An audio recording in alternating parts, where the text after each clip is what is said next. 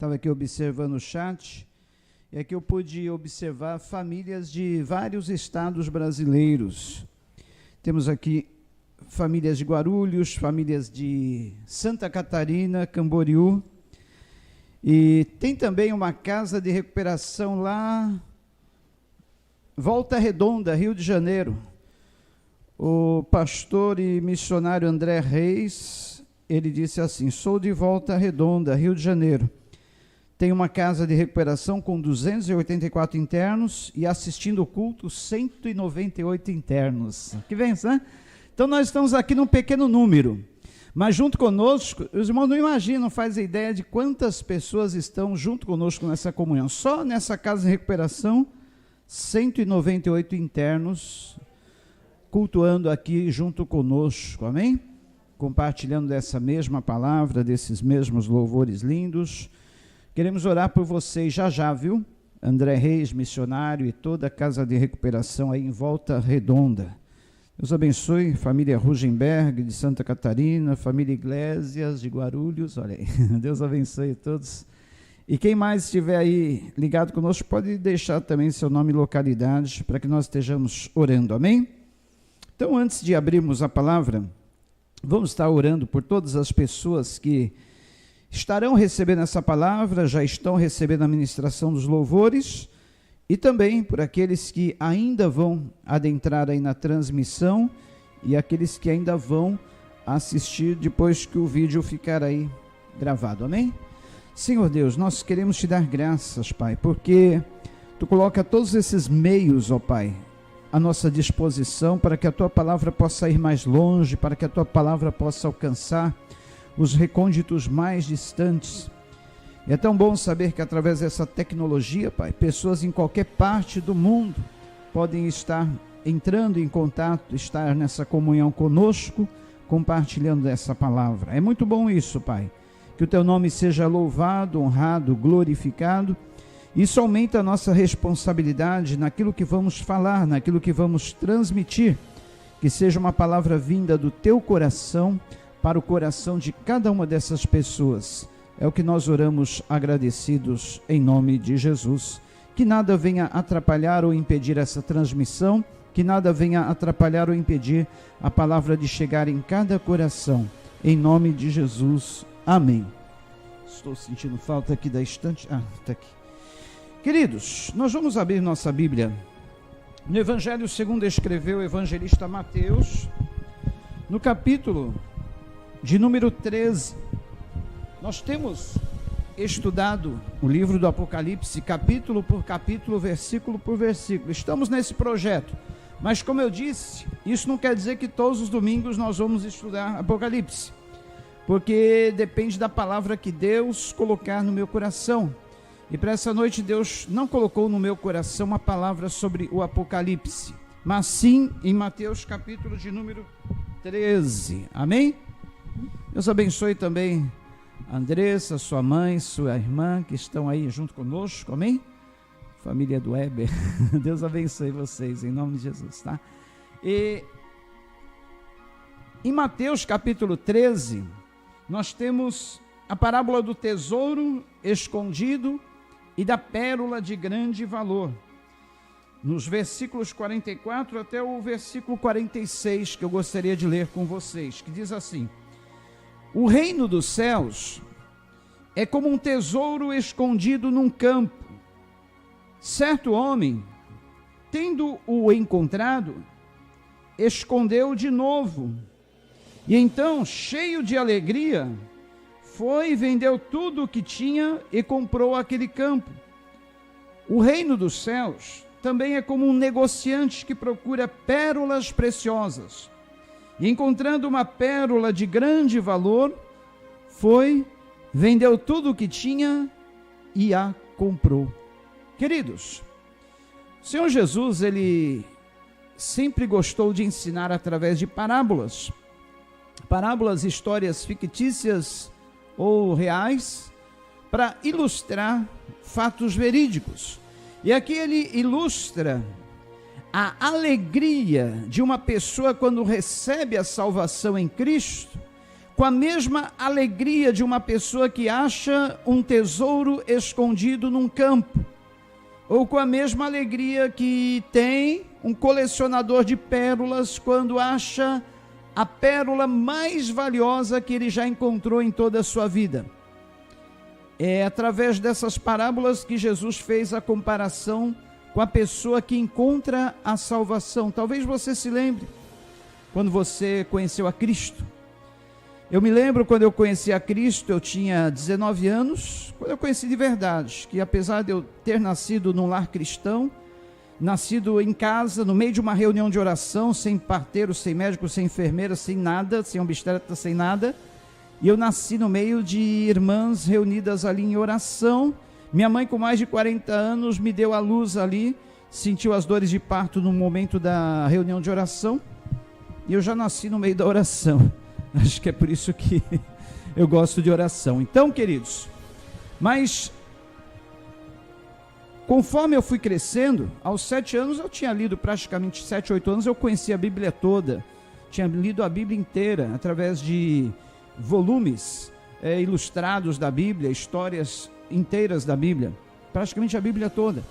Aos 12, 13 anos eu preenchia todas as revistinhas de escola dominical da igreja. Eu era nascido frequentador dos cultos de oração, estudos bíblicos e escola dominical, enfim.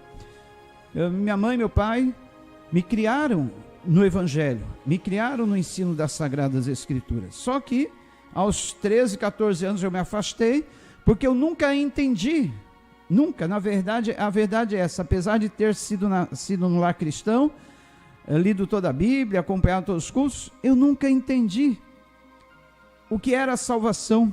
Eu nunca havia descoberto esse tesouro escondido no campo. Nunca havia sido revelado para mim. Eu conhecia Jesus como mestre, um homem bom, que ensinou muitas coisas boas, e porque ele ensinou muitas coisas boas, ele morreu. Então eu acreditava que ele morreu porque tinha nos salvado através dos seus ensinamentos, tinha nos mostrado uma vida melhor.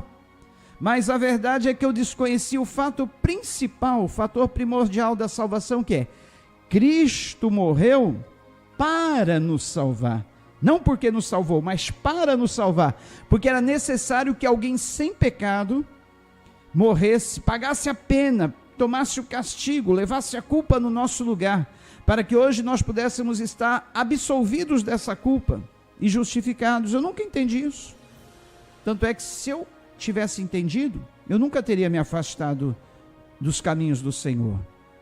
Mas quando eu completei os meus 19 anos, mais ou menos ali por um mês, 2 meses depois de eu ter completado 19 anos, isso já vai fazer quase 40 anos, hein? Eu conheci de verdade, eu encontrei esse tesouro escondido no meio do campo. E eu deixei tudo. Primeira coisa que eu deixei foi as farras. Eu não deixei os amigos, eu procurei trazê-los, minha turma de roqueiros, eu viajava com eles, eu andava pelos bailes, pelas farras, pelas baladas, ia nos shows de rock, de bandas famosas, e aquilo para mim, quantas vezes eu descia aqui para o litoral, para nós acamparmos, para curtirmos a vida, aquilo para mim era uma vida, só que não estava me trazendo preenchimento, não estava me trazendo felicidade, não estava preenchendo aquele vazio que eu sentia dentro de mim. E pelo contrário, cada vez mais aumentava aquele vazio, cada vez mais aumentava aquele buraco dentro do meu interior, e eu não sabia por quê. E eu sentia aquela ansiedade, aquela angústia interior, e eu questionava por quê, fora que nada dava certo para a minha vida. Até que uma vez minha mãe, eu questionando ela: mãe, por que nada dá certo para mim? Eu não paro emprego, eu não paro com namorada nenhuma, eu não consigo sentir alegria, satisfação em nada, por mais que minha vida seja agitada, nada disso me traz alegria. Aí ela falou: vou abrir o jogo contigo. Quando você era pequeno lá na igreja, os irmãos sempre colocavam a mão na tua cabeça e profetizavam que você seria um pregador da palavra de Deus. Você seria um evangelista, um pastor. Falei: já sei. alguém rogou essa praga em mim, agora eu tenho que arcar com isso, eu tenho que ser isto. Não passou muito tempo, queridos, não passou meses, e eu encontrei esse tesouro escondido no meio do campo. Estava escondido num campo que ninguém dá valor, escondido no meio do campo da religiosidade, da igreja, cheia de falhas, cheia de imperfeições, cheia de pessoas pecadoras, cheia de pessoas de má fama, mal falados, não é assim? Esse é um dos segredos das boas novas da salvação, do Evangelho de Cristo, da salvação. É um tesouro escondido no meio desse campo, campo pedregoso, campo espinhoso, campo desvalorizado, campo rejeitado, campo desprezado, que ninguém dá muito valor, não é isso? Hoje em dia, quando nós falamos de igreja, prepare-se para ser apedrejado. Igreja, pastores, bando de ladrão, igreja, bando de corruptos, pecadores, isso, aquilo, não é assim?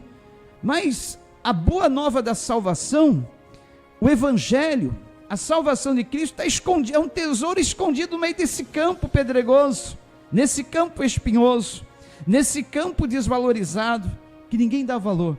É por isso que muitos não encontram a salvação, é por isso que muitos não conseguem encontrar essa alegria, porque para encontrar esse tesouro, você tem que descobrir ele no meio desse campo, e aí está o segredo da coisa. Mas quando a gente encontra esse campo, esse tesouro no meio do campo, aí a gente fala, meu Deus, vale a pena abrir mão de tudo na nossa vida, vale a pena abrir mão dos prazeres não convincentes, não convenientes com a nossa fé, vale a pena abrir mão da nossa vida que não convém, de todas aquelas práticas na nossa vida que não convém, vale a pena abrir a mão de tudo, para mantermos esta paz, esta alegria que nós conhecemos, quando achamos esse tesouro escondido no meio do campo. E aí a gente para pensar, mas por que eu não descobri esse tesouro antes? Por que não foi me mostrado antes? Por que não foi me revelado? Por que eu não descobri que isso era tão bom? Por que eu nunca descobri essa paz, essa alegria, esse contentamento aí bem escondido no meio desse campo? E não é assim. Nós passamos a ter uma nova vida, uma nova alegria. Imediatamente, a primeira coisa que eu comecei a sentir, quando eu achei esse tesouro escondido no meio do campo, paz. A paz que eu nunca tive, que eu nunca experimentei. De repente é como se um peso enorme caísse dos meus ombros, e eu experimentasse aquela leveza. Outra coisa, amor. Comecei a sentir amor pelas pessoas, pelos seres humanos. Dava vontade de abraçar, beijar todo mundo, até os cachorros, e sair por aí dizendo que todo mundo é lindo, que o mundo é maravilhoso, que Jesus é paz, que Jesus faz essa transformação na nossa vida. Não é assim? É assim. Só que aos poucos, os devidos vários fatores na vida, várias coisas, vão, parece que entrando no nosso coração e tirando um pouco daquela paz, tirando um pouco daquela alegria. Alguém fala uma palavra que não nos agrada, aquilo já afeta o coração. Passamos por uma luta, uma tribulação, aquilo já nos abate, nos desanima. E de repente, parece que aquela paz, aquela alegria que nós recebemos no nosso interior, parece que aos poucos vai se dissipando, não de todo. Porque essa paz, essa alegria que nós recebemos, queridos, advém da nossa comunhão com Deus. Quando nós encontramos a salvação, a nossa comunhão com Deus, que era quebrada, ela é restaurada. E aí, através dessa comunhão, o Espírito Santo habita em nosso coração e ele produz tudo que é de bom. Tudo que está lá em Gálatas 5, 23, 24, que são os gomos do fruto do Espírito: amor, alegria, paz, longanimidade, benignidade, bondade, mansidão, fidelidade, domínio próprio. Todas essas coisas entram no nosso coração e nos faz bem, nos traz essa paz, nos traz essa alegria. É o Espírito Santo que nós recebemos quando conhecemos a Jesus, quando conhecemos a salvação, o caminho da salvação. Quando recebemos a salvação, o Espírito Santo entra no nosso ser e traz todas essas coisas boas. Só que, como eu falei, no mesmo capítulo 5 de Gálatas, no versículo 22, estão as obras da carne. Satanás, que não dorme em serviço, ele procura logo querer colocar, instilar algumas dessas desses defeitos, dessas falhas no nosso caráter. Quais são as falhas que ele quer logo colocar em nós quando nós conhecemos a salvação, conhecemos a Jesus, recebemos esse bem precioso, achamos esse tesouro valioso no meio do campo, encontramos essa pérola de grande valor? Satanás, ele fala que, como ele é invejoso, ele não gosta de ver ninguém feliz, ninguém alegre, ele começa a instilar, ele começa muitas vezes a preparar situações na nossa vida que vão trazer para nós essas coisas ruins. Olha, se o fruto do Espírito é amor, alegria, paz, paciência, amabilidade, bondade, fidelidade, mansidão, domínio próprio, as obras da carne que Satanás produz na nossa vida é o contrário disso. Está no versículo 19 de Gálatas 5, diz, olha, as obras da carne são manifestas. Quais são? Imoralidade sexual, impureza e libertinagem, idolatria e feitiçaria, ódio, discórdia, ciúmes, ira, egoísmo, dissensões, facções, inveja, embriaguez, orgias e coisas semelhantes. E eu os advirto como antes já os adverti. Aqueles que praticam essas coisas não herdarão o reino de Deus. Olha só, se por um lado, o Espírito Santo habitando no nosso ser, quando nós encontramos esse tesouro de grande valor escondido no meio do campo, quando nós encontramos essa pérola preciosa, se o Espírito Santo produz tudo quanto é qualidade boa, o fruto do Espírito, Satanás, vez por outra, ele quer fazer com que na nossa vida sejam produzidas essas coisas ruins. Estamos numa boa, nosso coração cheio de paz, amor, alegria.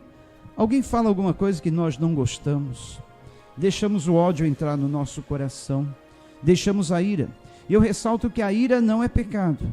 O pecado é você manter aquela ira no coração, deixar aquela ira se transformar numa raiz de amargura, que vai crescer, vai expandir dentro do seu interior, vai sufocar o fruto do Espírito dentro de nós.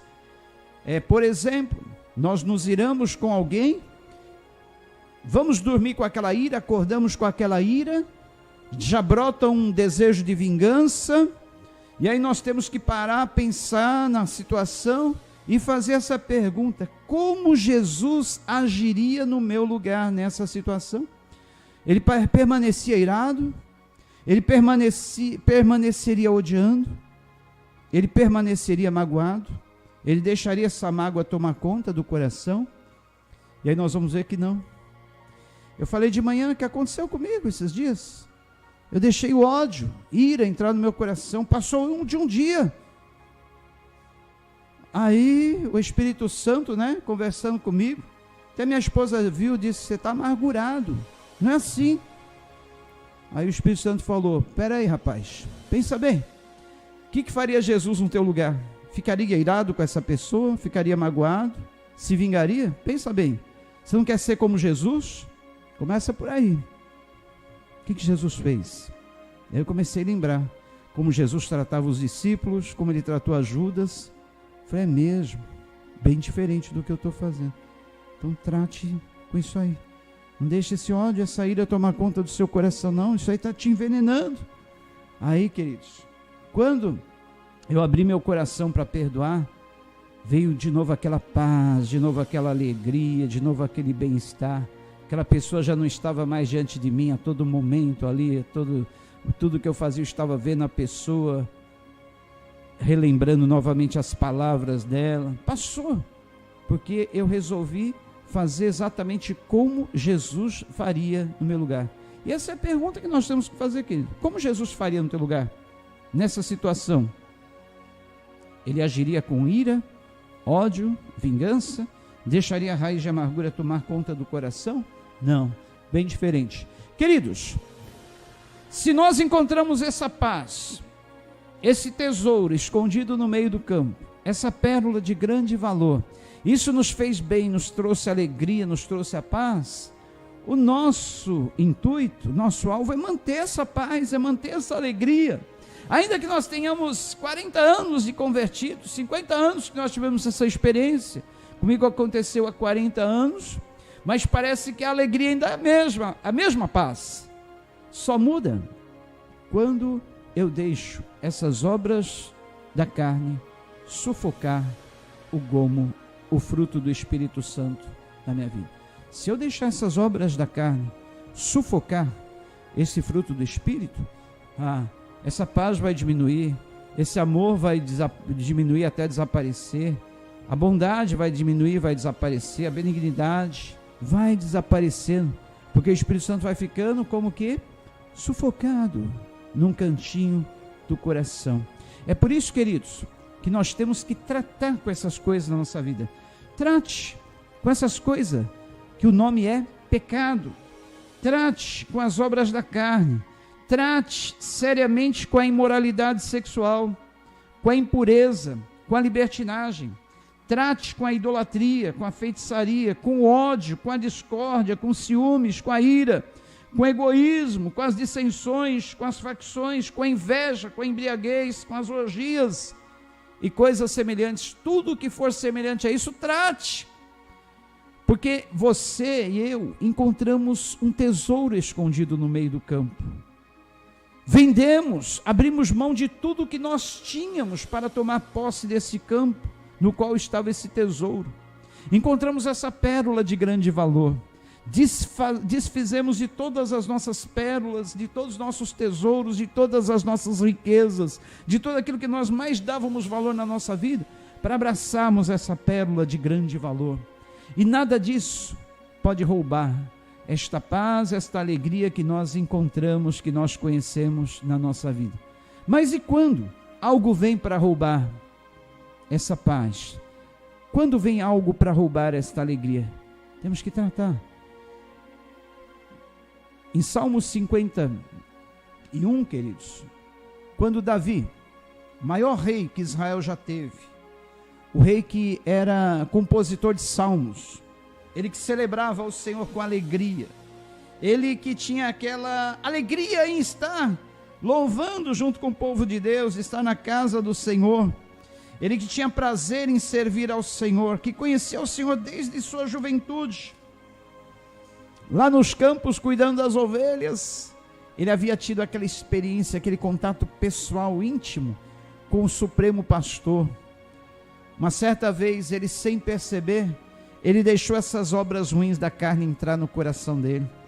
Ele estava num dia de descanso, ele estava num dia de folga, ele estava num dia de lazer, ele estava andando pelo terraço da sua casa. Ele volta os olhos para o terraço do quintal vizinho, e lá ele vê uma bela mulher, muito formosa, totalmente despida, se banhando. E imediatamente, ele não vigiou nos pensamentos. Martim Lutero, ele disse que é impossível que nós venhamos impedir os pássaros de voar sobre a nossa cabeça, mas podemos muito bem impedi-los de fazer ninho na nossa cabeça. Ou seja, Martim Lutero está dizendo que é impossível você impedir um pensamento de passar pela sua cabeça. Os pensamentos voam, passam numa velocidade incrível. Quando você vê, você já pensou, mas nós podemos impedir esses passarinhos, esses pensamentos de se aninharem na nossa mente. Mas ele olhou a primeira vez. Se ele não tivesse voltado os olhos para olhar a segunda vez, não tinha problema nenhum. Olhou sem querer, voltou os olhos, continuou a vida. Mas ele olhou a primeira vez, achou bela aquela imagem, olhou novamente, começou a deixar os pensamentos se aninharem na mente dele. Satanás deu sugestões. Você é rei, Davi, você pode ter, é só mandar trazê-la para você. Você vai desfrutar de prazeres, você vai ter alegria, contentamento. E por alguns instantes, Davi consentiu com aquele pensamento, mandou trazer a mulher até ali o palácio dele, teve relações sexuais com aquela mulher veio engravidar, e era a esposa do soldado mais fiel do exército de Davi. Ao saber Davi da notícia que ela estava grávida, bolou um plano de matar o esposo daquela mulher, primeiro trazê-lo para passar uma noite ali na casa dele, dormir com a sua mulher, e depois então no dia seguinte enviá-lo para o campo de batalha, bem na linha de frente do exército, para que ele pudesse ser morto. Olha só, olha que situação, um homem segundo o coração de Deus, um homem profundamente conhecedor da palavra, um homem profundamente conhecedor de Deus. A que ponto ele pode chegar? Se deixar que o mau pensamento se aninhe na mente, se deixar que as obras da carne venham tomar o lugar que é do fruto do Espírito no coração. A Bíblia diz que o nosso coração é enganoso, Jeremias capítulo 17, enganoso é o coração do homem, e corrupto, mais do que todas as coisas. O irmão, a irmã não imagina que dentro de nós temos um órgão que, além de bombear sangue para todo o corpo, ele tem, dentro dele, ele pode armazenar mais corrupção do que toda a corrupção de Brasília. Esta é a verdade, o nosso coração é corrupto mais do que todas as coisas. Se você não sabia de um lugar que tem mais corrupção do que Brasília, a nossa capital federal, você já descobriu. O meu coração, o seu coração, nosso coração tem mais corrupção do que em qualquer lugar. E se nós não tomarmos cuidado com esse coração, podemos deixar que esse coração nos contamine. Vai contaminar toda a nossa vida, se nós deixarmos que essas coisas ruins que brotam do coração. Jesus, fazendo uma preleção aos seus discípulos, ele disse que o mal não vem de fora, vem do próprio interior. Hoje nós tomamos todo cuidado, né? Álcool gel na mão, máscara, e devemos tomar esse cuidado, para evitar que os germes, os vírus de fora nos atinjam, lá dentro.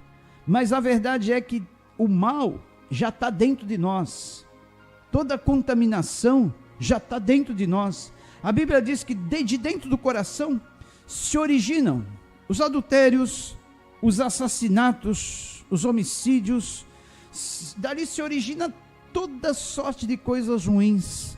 É por isso que de tudo o que nós devemos guardar, a palavra de Deus diz que nós devemos guardar saídas do nosso coração.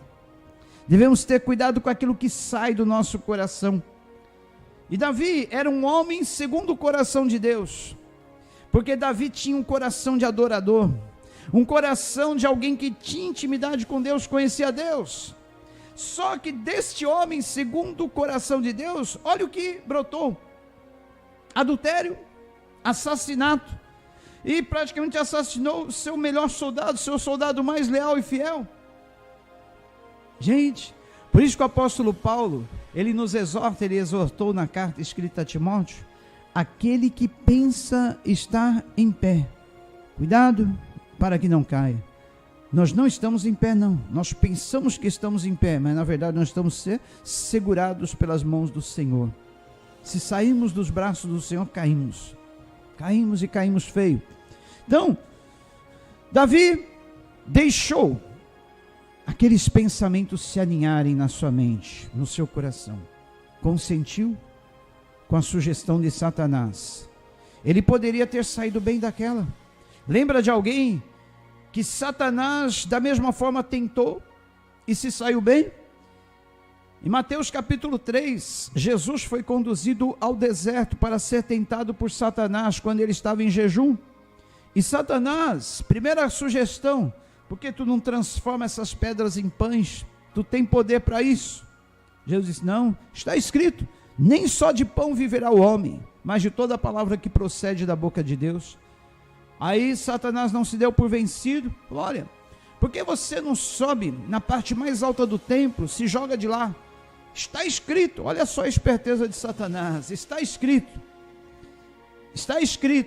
que os anjos do Senhor vão te sustentar nas suas mãos para que tu não tropece em nenhuma pedra. Satanás citou o Salmo 91. E nós pensamos que, muita gente pensa que deixar o Salmo 91 aberto em cima da estante, em cima da mesa, vai espantar Satanás. Espanta nada. O que espanta Satanás é a nossa vida de comunhão, consagração e obediência a Deus. Isso espanta Satanás. Mas o Salmo 91 aberto em cima da mesa não espanta não, porque ele conhece o Salmo 91 de cor e até usou o Salmo 91 para tentar Jesus. Aí na terceira tentativa ele falou: Jesus, seguinte, tem uma proposta para ti. Esta proposta é irrecusável. Olha, subiu no monte mais alto de Jerusalém e falou: está vendo os reinos do mundo? Eu dou tudo isso a você, com uma condição só: se você prostrado me adorares. Só isso, hein? Esperto Satanás, né? E ele oferece até hoje mundos e fundos, fama, riqueza, dinheiro, projeção, para quem quiser e aceitar adorar a ele. É por isso que nós vemos hoje em dia muitos jovens atingirem o auge da fama nos seus 25, antes dos 30 anos, faz uma musiquinha qualquer aí, uma bobagemzinha qualquer, explode no Brasil e no mundo, fica conhecido, famoso, mas a conta vem depois, e é uma conta muito cara, porque muitos jovens têm sido ceifados, têm a sua vida levada, porque Satanás vem e apresenta a conta: olha, a conta é essa, agora eu quero a sua alma, porque você vendeu ela para mim, você seguiu a minha sugestão, a minha proposta. E aí tem muitos que fazem isso, em troca da fama, da riqueza, dos prazeres da vida, acabam vendendo a sua alma.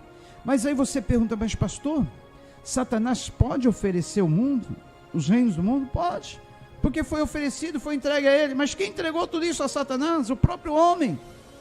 O homem recebeu de Deus domínio. Deus era o Senhor, o dono do homem. Mas o homem voltou as costas para Deus, se voltou para Satanás, para fazer de Satanás o seu senhor. Ora, todo o domínio que o homem havia recebido de Deus, passou para Satanás. Olha, aqui estou eu e todo o domínio que eu recebi, agora você é meu senhor. Satanás recebeu e hoje ele entrega a quem ele quer. É bem assim. Aí, nessa terceira tentativa também de Satanás contra Jesus, Jesus respondeu usando a palavra: não, Satanás, está escrito, somente ao Senhor teu Deus adorarás e somente a ele prestarás culto. Satanás, ele não resistiu a essa, deu no pé, fugiu, porque a Bíblia diz: sujeitai-vos a Deus, resisti ao diabo e ele fugirá de vós. A receita, queridos, para nós resistirmos às tentações é muito simples. 3 pontos. Nos submetermos a Deus, nos sujeitarmos a Deus, resistirmos ao diabo e depois só ver ele fugir. E ele foge quando ele vê que alguém é submetido a Deus e resiste a ele. Resista, porque vale a pena. Logo a seguir, nós vemos que Satanás foi embora. E quem chegou para servir a Jesus? Os anjos. Os anjos vieram e serviram a Jesus. Quando nós resistimos às tentações que Satanás nos propõe, nos oferece, quando nós nos submetemos a Deus, Deus envia anjos para nos preparar uma mesa farta e com todas as delícias e prazeres que Ele quer proporcionar na nossa vida. Receba isso na sua vida, se você resistir a todo mal, se você resistir a toda tentação. Jovem que está aí na casa de recuperação, resista. Não aceite as propostas, as ofertas de Satanás que ele está oferecendo na tua vida. Se não está bom não, essa fruta aí do já tô bom aí, olha, não aceite, rejeite essa fruta. Eu conheço Casa de Recuperação, trabalhei com Casa de Recuperação muitos anos, e eu sei que a pior doença numa Casa de Recuperação é a doença da fruta, que a pessoa fica doente quando come essa fruta já tô bom. Entrou na casa, 2, 3 meses, ela fala: já tô bom. E ali, olha, Satanás consegue tirá-la dali da comunhão com os irmãos, da comunhão com Deus, daqui a pouco está aí largada no mundo novamente. Eu já vi muitos desses casos, muitos. Por isso que Deus manda entregar essa palavra para vocês aí de Volta Redonda, dessa casa de recuperação. Em nome de Jesus, permaneçam firmes, ficam firmes aí nesse propósito, porque a recompensa vem. Os anjos do Senhor virão para servir a você que foi leal, obediente, fiel ao Senhor, submeteu-se, sujeitou-se a Deus e resistiu às propostas e às ofertas de Satanás. Amém? Glória a Deus. Queridos, mas com Davi não aconteceu isso. Ao invés de resistir a Satanás, Davi se entregou, aceitou as propostas de Satanás, ficou enrolado. Aqueles poucos minutos que Davi gozou, aproveitou, acabou se transformando num pesadelo para Davi. E pior, que Davi quis cauterizar a sua própria consciência. Fez, agora vamos fazer de conta que esqueceu, mas não.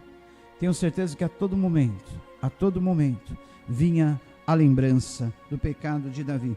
Porque no Salmo 32, olha só o que Davi diz, olha só a situação da pessoa que pratica o erro, continua no erro e não se arrepende. Davi no Salmo 32, depois que ele foi perdoado, ele disse assim: como é feliz aquele que tem suas transgressões perdoadas e seus pecados apagados, como é feliz aquele a quem o Senhor não atribui culpa e em quem não há hipocrisia. Agora, olha só o que ele diz no versículo 3: enquanto eu mantinha escondidos os meus pecados, o meu corpo definhava de tanto gemer, pois dia e noite a tua mão pesava sobre mim e minhas forças foram se esgotando como em tempo de seca. Então reconheci diante de ti o meu pecado e não encobri as minhas culpas. Eu disse: confessarei as minhas transgressões ao Senhor, e tu perdoaste a culpa do meu pecado. A palavra de Deus diz que Deus é longânimo, bondoso, piedoso, misericordioso, compassivo. A ira dele dura só um momento, mas a sua misericórdia, a sua fidelidade dura para sempre, de geração em geração. E ele está sempre pronto a perdoar. Quando então, finalmente, Davi foi confrontado pelo profeta Natã. O profeta Natã chegou com uma parábola para Davi. Falou: Davi, tem um caso aí para você resolver. Olha, Davi, o que você acha de um homem que tem centenas de ovelhas? Recebe um convidado na sua casa e ele tem um vizinho que só tem uma ovelha. Ele resolve matar, em vez de matar uma das ovelhas do seu rebanho para dar o banquete lá para os seus convidados, ele então resolve matar pegar a única ovelhinha que o seu vizinho tinha. Davi ficou cheio de ira. Esse homem deve morrer. Esse homem cometeu um crime, imagina. Ele não podia pegar a única ovelhinha do seu vizinho. Ele tinha que pegar suas próprias ovelhas. Olha a sabedoria de Natã. Ele estava fazendo uma analogia, uma comparação, dizendo assim, ó. E aí finalmente diz: esse homem é você, Davi. É você. Você podia ter a mulher que você quisesse aí no seu palácio, desde que não fosse comprometida. E você tinha, Davi, muitas mulheres, concubinas aí no seu harém. Você podia ter quem você quisesse, mas você foi escolher justamente a única ovelha do seu vizinho. Aí Davi cai em si e fala: meu Deus, é mesmo. Davi tentou esconder, mas Deus sabia, e trouxe à luz o seu pecado. Aí, quando ele confessou o seu pecado, e ele foi perdoado, mas abre aspas, perdoado, mas as consequências do pecado de Davi nunca se afastaram da vida dele. Deus perdoa, mas nas consequências dos nossos erros, das nossas escolhas, nós temos que arcar. E a Bíblia diz que, como consequência do pecado de Davi, a espada nunca jamais se afastou da casa de Davi. Dali para frente foram só guerras interiores dentro da casa de Davi. Até seu próprio filho se voltou contra ele. E diz assim, no Salmo 51 que ele compôs, quando ele pecou e confessou. Ele orou assim dizendo: tem misericórdia de mim, ó Deus, por teu amor, por tua grande compaixão, apaga as minhas transgressões, lava-me de toda a minha culpa, purifica-me do meu pecado, pois eu mesmo reconheço as minhas transgressões e o meu pecado sempre me persegue. Contra ti, só contra ti pequei, e fiz o que tu reprovas, de modo que justa é a tua sentença, e tens razão em condenar-me. Sei que sou pecador desde que nasci, sim, desde que me concebeu minha mãe. Eu sei que tu desejas a verdade no íntimo, e no coração me ensinas a sabedoria.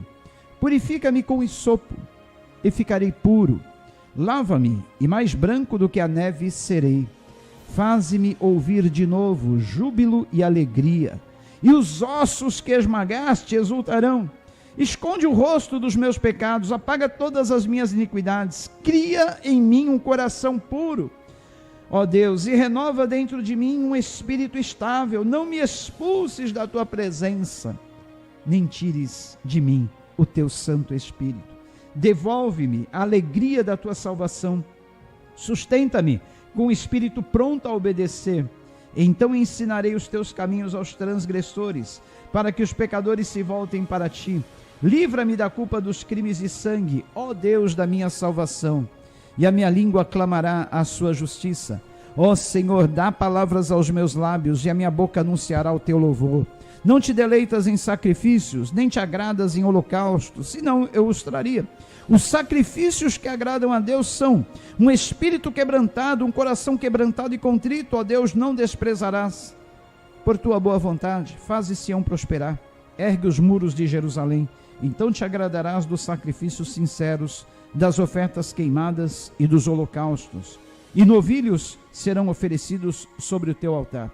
Olha aqui, Davi mostra aqui, no versículo de número 10, no versículo de número 11, o que ele tinha de mais precioso na vida dele, o que ele considerava mais precioso, o bem mais precioso na vida de Davi, e que é o nosso bem mais precioso na nossa vida. Qual é?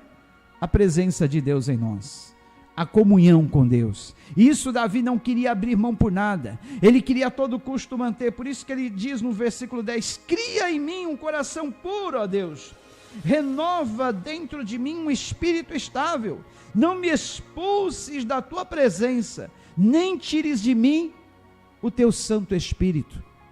Davi tinha tudo o que ele podia desejar, riquezas, propriedades, bens, fama, tudo, poder, mas ele não abria mão disso, da presença de Deus na vida dele, porque ele sabia que era o bem mais precioso. Eu me volto também para o livro de Jó, no capítulo de número 22, nas palavras faladas pelo amigo de Jó, amigo entre aspas, Elifaz, que na verdade era um acusador de Jó, falou muitas palavras de acusação, mas no meio dessas palavras, ele diz uma palavra verdadeira, muito interessante, mostrando para nós, olha, fazendo novamente menção daquilo que nós temos de mais precioso na nossa vida. No Jó 22, versículos 21 em diante, ele diz assim, Elifaz dizendo para Jó, Jó, sujeite-se a Deus e fique em paz com Ele, e a prosperidade virá a você. Olha que palavra linda, né? Sujeite-se a Deus, fique em paz com Deus, e a prosperidade virá para você. Ah, quer dizer, pastor, se eu me sujeitar a Deus, ficar em paz com Ele, eu vou ter o melhor carro do ano, a melhor mansão, eu vou ser uma pessoa próspera. Não, nada disso, prosperidade não é isso. Prosperidade é você viver bem, dentro da sua condição, dentro daquilo que você tem. Você pode ser próspero com salário mínimo, se você viver bem com aquilo, e as palavras do Salmo 23 ser verdade na sua vida. O que diz o Salmo 23? O Senhor é meu pastor e de nada terei falta. Quem faz de Jesus o seu tudo, tem tudo em Jesus. Isso é prosperidade. É você estar bem com Deus, você estar bem com você mesmo, estar de bem com a vida. Você está numa boa. Aí então o amigo de Jó diz para ele, olha, sujeite-se a Deus. Fique em paz com Ele e a prosperidade virá a você. Aceite a instrução que vem da sua boca. Jó 22, 22. Ponha no coração as suas palavras. Ponha no teu coração, Jó, as palavras de Deus. E se você voltar para o Todo-Poderoso, voltará ao seu lugar.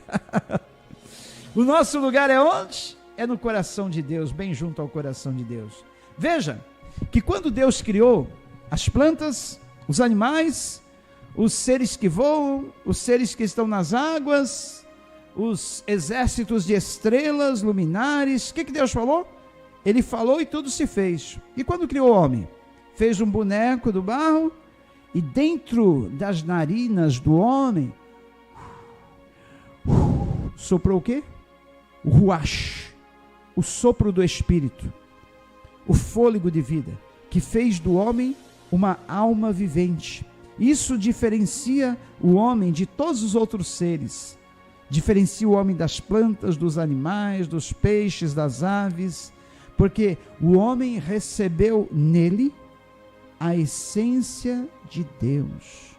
O homem recebeu dentro de si o próprio sopro, o fôlego vindo do Criador. Olha, aleluia! Nós temos dentro de nós o sopro de Deus, o fôlego de vida proporcionado por Deus. O próprio sopro do Criador está na nossa vida.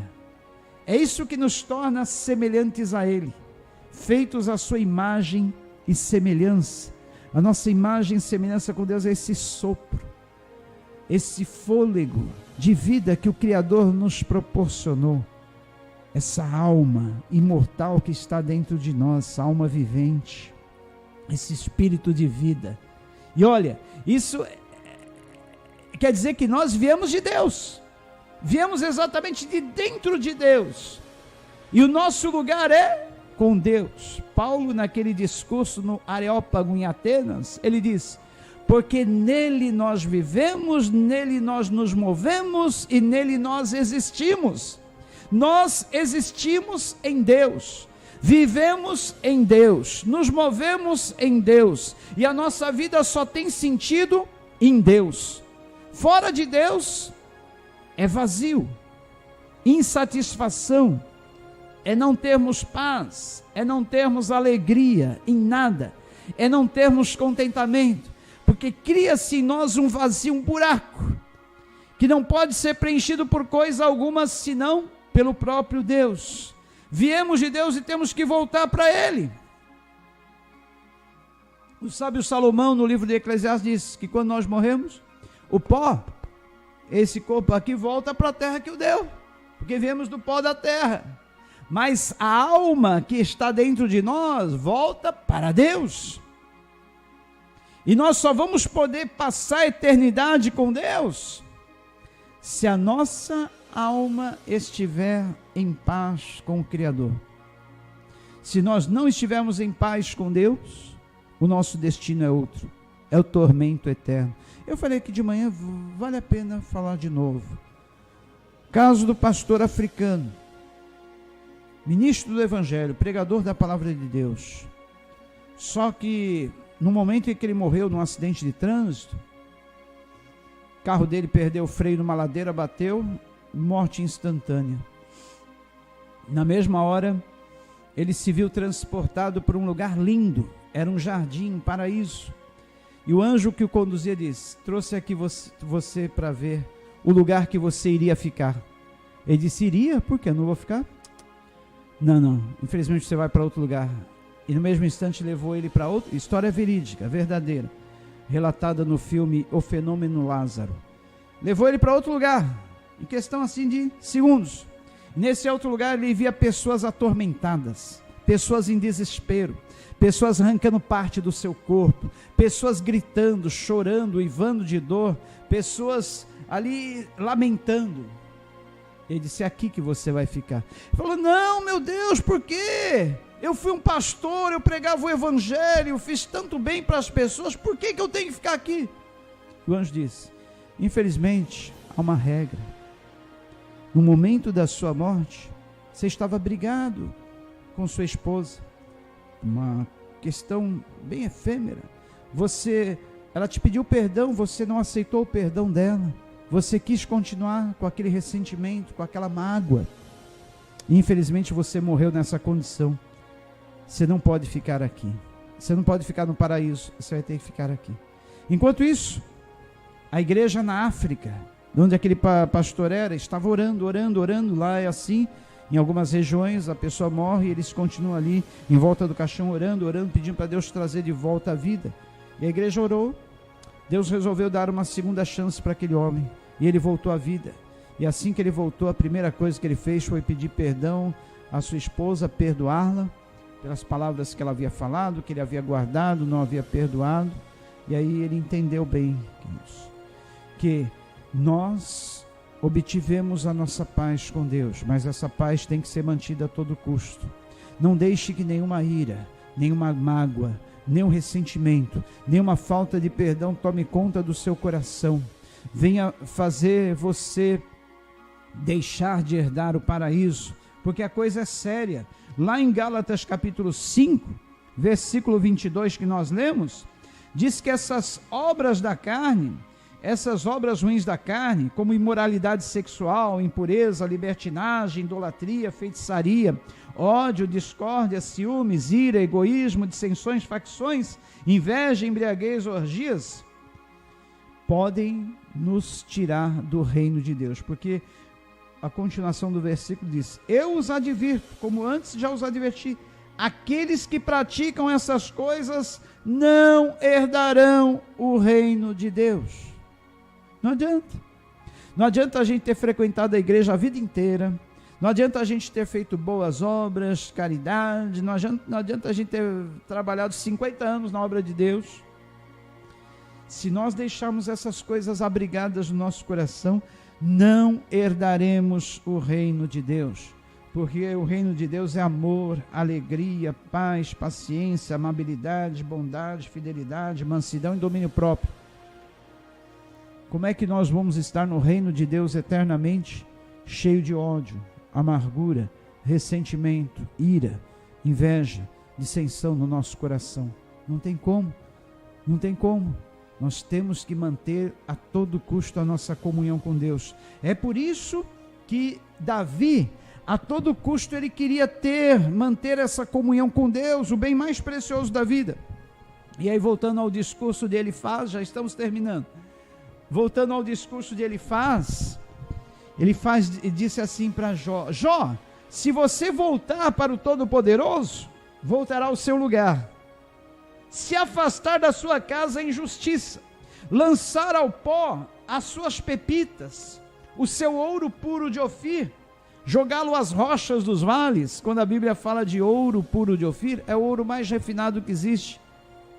Ou seja, Elifaz está falando: se você lançar fora os seus tesouros preciosos, Jó, as suas riquezas, os seus prazeres, se você fizer do Todo-Poderoso o bem maior da sua vida, se você fizer do Todo-Poderoso o seu ouro, a sua prata seleta, como ele diz no versículo 25, é certo que você achará prazer no Todo-Poderoso. O segredo de nós encontrarmos prazer em Deus, prazer na vida cristã, é fazermos do Senhor a nossa prata seleta e o nosso ouro mais puro e refinado. É lançarmos todos os outros prazeres da nossa vida fora. Diante do esplendor de Cristo, tudo perde o valor, tudo perde o valor. Cristo é o nosso bem maior. E aí ele diz mais: você erguerá o rosto para Deus, não mais ficará escondido de Deus. Lembra-se, Adão, quando pecou, a primeira coisa que ele fez foi tentar se esconder de Deus. Fez vestes de folha de figueira para cobrir a nudez dele, tentou se esconder de Deus lá no meio do jardim, mas Deus falou: ô Adão, onde estás? Ah, eu senti que tu estava perto e eu me escondi, porque tive medo. Por que teve medo, Adão? Porque eu pequei. Jonas, quando desobedeceu a Deus, tentou fugir para o local mais distante conhecido do planeta até então, Tarsis, na Espanha. Tentou fugir para lá, mas foi uma fuga em vão. Porque o salmista no Salmo 139 diz assim: se eu subir até o mais alto céu, tu ali estás. Se eu descer até a profundidade maior da terra, tu ali estás. Se eu tomar as extremidades da alva, ali estás. Se eu for para o outro ponto mais distante, também tu ali estás. Então não tem como fugir da tua face, Senhor. E aí no versículo 27, olha a promessa de Deus para a tua vida, quando você faz do Todo-Poderoso o teu ouro, a tua prata seleta. Você orará a Ele e Ele o ouvirá. Ah, que alegria, já pensou? Isso é ter moral com Deus, né? Você ora a Ele e Ele te responde. E aí você cumprirá os seus votos. E olha, outra promessa linda para você, leva essa para a vida: o que você decidir, se fará. Determinando alguma coisa, isso acontecerá na tua vida, e a luz brilhará em teus caminhos. Levou essa? O que você decidir, se fará, e a luz vai brilhar em seus caminhos. Quando?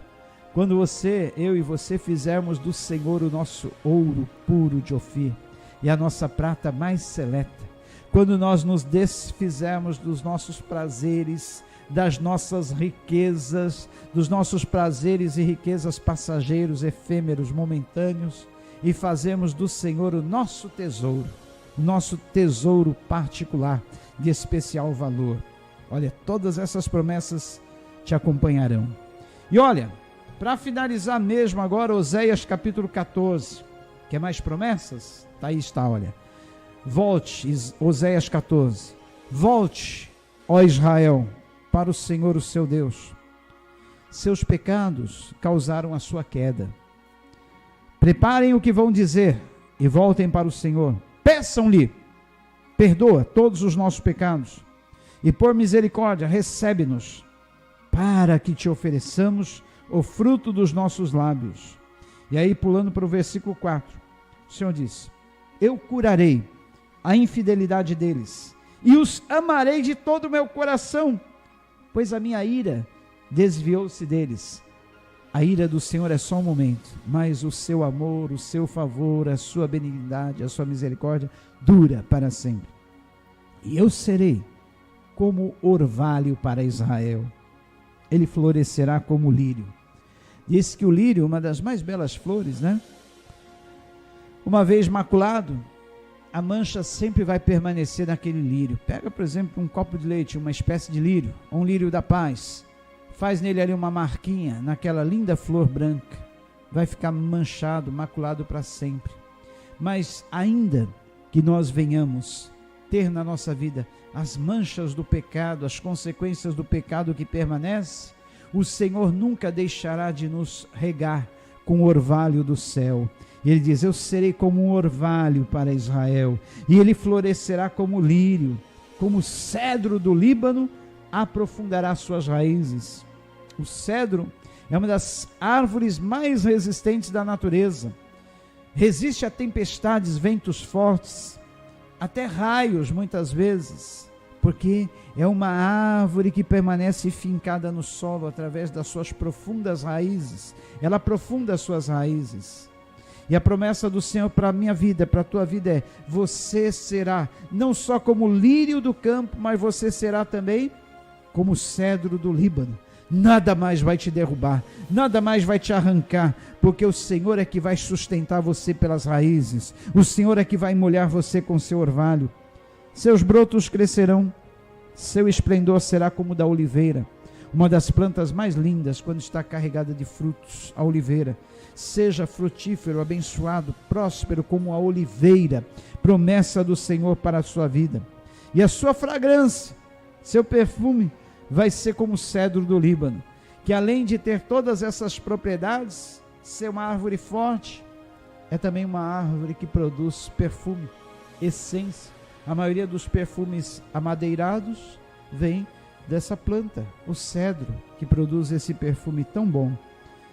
E aí, olha, os que habitavam a sua sombra voltarão, reviverão como trigo, florescerão como a videira, e a fama de Israel será como a do vinho do Líbano, um dos vinhos mais puros que existe.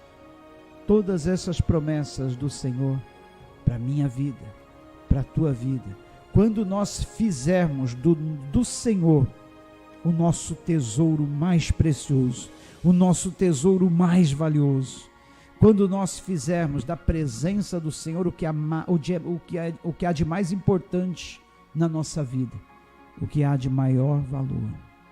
Qual tem sido hoje, pergunta para finalizar, qual tem sido hoje a sua maior riqueza, seu maior alvo, aquilo que você considera de maior valor para a sua vida? Pense bem, por alguns instantes, seja sincero, seja sincera. O que você hoje jamais abriria mão, o que você hoje jamais deixaria se perder, o que é a essência na sua vida? O que é? Será que nós podemos dizer que essa essência, o que nós temos de maior valor na nossa vida, de mais precioso, é a presença do Senhor, é a comunhão com Deus? Será que nós poderíamos afirmar isso? Será que eu posso afirmar? Será que você pode afirmar? Será que se fosse tirado tudo da nossa vida, mas permanecesse a presença do Senhor, a comunhão com o Senhor, ainda assim estaríamos felizes? Estaríamos satisfeitos? Pense nisso. Curve a sua cabeça em oração agora, diante de Deus. E se você ainda não fez do Senhor o seu tesouro pessoal, se você não tem como o Senhor, como o tesouro de maior valor na sua vida, o tesouro mais precioso que há, eu convido você, nesse momento de oração também, a lançar fora os seus tesouros, suas pepitas de ouro, suas riquezas, seu ouro de Ofir, a sua melhor prata. Lança fora. Troca tudo pela pérola de maior valor. Troca tudo por esse tesouro escondido no campo que você está encontrando. É isso que vai trazer satisfação, felicidade, alegria, paz na nossa vida. Não tem outro. Viemos de Deus e para Deus temos que voltar. Nele nós nos movemos, nele nós existimos, dele nós somos. Somos criação de Deus. Oremos. Senhor, estamos lançando fora da nossa vida agora tudo que é alegria passageira, tudo que é efêmero, tudo que é sem valor, tudo que é falso ouro, tudo que não deve estar na nossa vida. E abraçamos essa pérola de grande valor, esse tesouro escondido no campo. Tomamos na nossa vida, abraçamos e não queremos perder por nada. Não queremos perder a nossa comunhão contigo. Não queremos perder a sua presença dentro de nós. Que custou caro, Senhor, termos essa comunhão contigo. Custou muito caro nós termos essa presença, essa paz maravilhosa no nosso ser. Senhor, renova a nossa comunhão contigo. Renova a tua presença em nós.